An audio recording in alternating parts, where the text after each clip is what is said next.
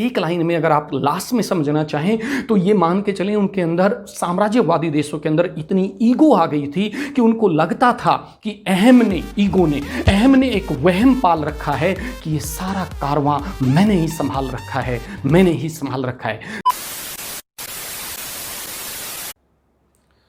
नवाज देवबंदी कहते हैं कि मेरे हिस्से के कतरों पर पहरा बैठा रखा है, उसने अपनी प्यास की खातिर दरिया कब्जा रखा है। जी हाँ, igniting minds with doctor JP Dalal के इस यूट्यूब चैनल पे आज एक खास सेशन है जिसमें हम बात करेंगे साम्राज्यवाद पर।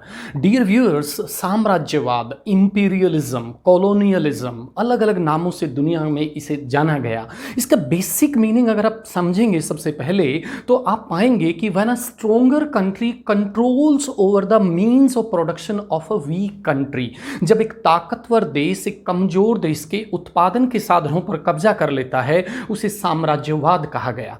डियर व्यूअर्स, आप पाएंगे कि साम्राज्यवाद की जो जड़ है वो बेसिकली यूरोप से शुरू होती है। यूरोप के अंदर Britain took the lead in agriculture revolution. जब एग्रीकल्चर रिवोल्यूशन होती है, कृषि के अंदर क्रांति आती है, it led to more production in agriculture field, and when more production was there, definitely there were extra amount of money with the people. They invested that money into the industries. वो जो पैसा industries में लगा और वो जब उद्योगों में वो लगा तो औद्योगिक क्रांति का जन्म होता है। हम बेस डिस्कस कर रहे हैं साम्राज्यवाद का। तो जब वो उद्योगों में वो पैसा लगा, औद्योगिक क्रांति आई, 1780 से 1800 का जो दौर था, उन 20 साल में 20,000 नई इन्वेंशंस होती हैं। काम आसान होता है, इंडस्ट्रीज में पैसा लगता है, वर्कर्स काम करते हैं, प्रोडक्शन बढ़ता है। जब एग्रीकल्चर रिवोल्यूशन का extra amount of money industries में इन्वेस्ट हुआ तो वहां से वो जो पैसा है वो further led to further production in industries. अब दो सवाल ब्रिटेन के सामने थे कि क्या करें।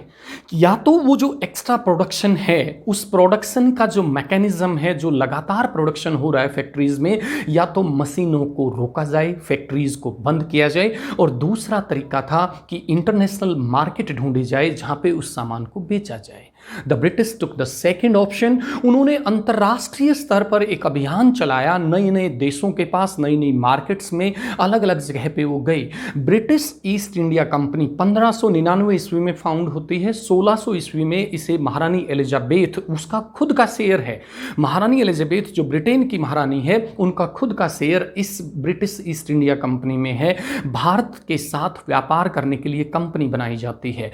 Britain took the lead as far as agriculture revolution is considered, industrial revolution is considered, and then the process of imperialism started with the beginning of British works in the various parts of the world. अब यहाँ से कहानी शुरू होती है। एक व्यापारी की तरह एंट्री करते हैं। ये कोई भारत का अकेला एग्जाम्पल नहीं है, दुनिया के जितने भी देश थे उनमें सब में एक व्यापारी की तरह एंट्री करते हैं। उसके बाद धीरे धीरे लोकल प्रैक्टिसेस को देखते हुए इनके रिलीजियस सरमन्स, इनके रिलीजियस प्रीचर्स भी वहाँ पे आते हैं, और पूरी दुनिया में एक सिविलाइजिंग मिशन का आवरण ओढ़ के दुनिया को ये बताया गया, ये दिखाया गया। इंपीरियलिज्म ने जब एक धार बहाई, एक ऐसी हवा बनाई कि we are here, we the British, we are here in this country to civilize you people. This is called intellectual imperialism. मतलब उनको कल्चरल एस्पेक्ट पे, ओवरऑल एस्पेक्ट पे उन कंट्रीज को बैकवर्ड बताने की, दिखाने की कोशिश की गई। व्लादिमीर लेनिन, जो कि रसिया के एक महान नेता होते हैं, और लेनिन कहते हैं कि the ultimate form of capitalism is basically imperialism. मतलब कैपिटलिज्म का चरम, पूंजीवाद पे हम अलग से एक वीडियो बनाएंगे, इग्नाइटिंग माइंड्स पे आपको डालेंगे, वो आप देखेंगे, उस पे हम कैपिटलिज्म, सोशलिज्म पे डिस्कस करेंगे। मूल बात है कि जो साम्राज्यवाद है उसकी जड़ जो थी, उसकी जड़ में था एक्सप्लॉयटेशन, उसकी जड़ में था hatred, discrimination, and overall raw material and expansionism. Means अपने एम्पायर को लगातार बढ़ाना, पूरी दुनिया में अपनी ताकत को मनवाना। Britain took the lead in this matter, then followed by France, Germany, Italy, Spain, पुर्तगाल। ये अलग अलग कंट्रीज में आज की दुनिया का महाशक्ति जिसे हम कहते हैं, America used to be colony of Britain, do you know. तो ये जो प्रोसेस चलाया, एशिया में आए और ब्रिटेन ने एशिया के अंदर भारत पे, बर्मा पे, श्रीलंका पे, चाइना के कुछ पार्ट्स पे 19वीं सेंचुरी में आके सारा कब्जा किया। इसी तरह से ब्रिटिश की कॉलोनीज जो थी अफ्रीका के अंदर, south Africa, Zimbabwe, Zambia, Kenya, बहुत सारी कॉलोनीज पे। इसी तरह से फ्रेंच ने इंडिया में अगर हम बात करें तो चंद्रनगर और कुछ अलग सिटीज़, कुछ साइट्स कंट्रोल की, लाओस, कंबोडिया, वियतनाम, इन सब पे उन्होंने कब्जा किया। और इसी तरह से वहाँ पे मेडागास्कर और अल्जीरिया, मोरक्को, ट्यूनीसिया, अफ्रीका में इस तरह से कब्जा किया। कुल मिला के अगर देखा जाए, साम्राज्यवाद एक ऐसा अंतर्राष्ट्रीय अभियान था यूरोपीय विकसित देशों का, जिन्होंने अल्प विकसित और जो बैकवर्ड कंट्रीज थे उनमें वहां जाके वो रिलीजियस सरमन्स के माध्यम से, डायरेक्ट अटैक के माध्यम से और बहुत सारे अन्य तरीकों से उन देशों पर कब्जा किया। और उन देशों पर कब्जा करके उनको अपने लिए, उनके रिसोर्सेज को अपने लिए एक्सप्लॉइट किया लगातार। एंड एशिया और अफ्रीका को बांट दिया गया। डू यू नो, अफ्रीका का 30% भाग सीधी लाइंस में, कार्टोग्राफी भी एक बहुत बड़ा इंपॉर्टेंट फैक्टर था जिसमें मैप्स बनाए गए, और अफ्रीका का 30% हिस्सा सीधी रेखाओं में था।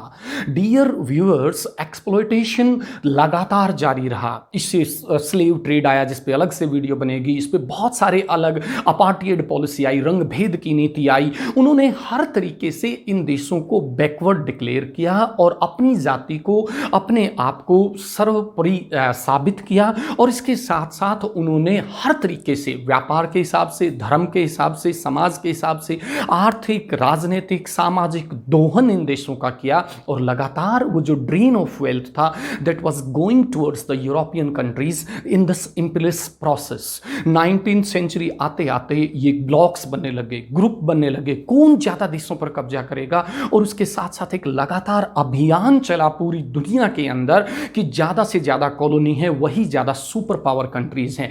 अल्टीमेटली ये जो ब्लाइंड रेस थी, this led to the groupism in the world and it further led to first world war and finally it led to second world war. वो अलग वीडियोस में हम डिस्कस करेंगे। आप लगातार इग्नाइटिंग माइंड्स के साथ जुड़े रहें, डॉक्टर जेपी दलाल जी के साथ जुड़े रहें, और आप पाएंगे कि ऐसे ही historical, educational and motivational videos का लगातार हमारे पास खजाना है। हम लगातार आपके लिए लाते रहेंगे। ओवरऑल साम्राज्यवाद को अगर एक लाइन में अगर आप लास्ट में समझना चाहें तो ये मान के चलें, उनके अंदर, साम्राज्यवादी देशों के अंदर इतनी ईगो आ गई थी कि उनको लगता था कि अहम ने एक वहम पाल रखा है कि ये सारा कारवां मैंने ही संभाल रखा है। Thank you for watching with doctor JP Dalal. Thank you very much. जय हिंद।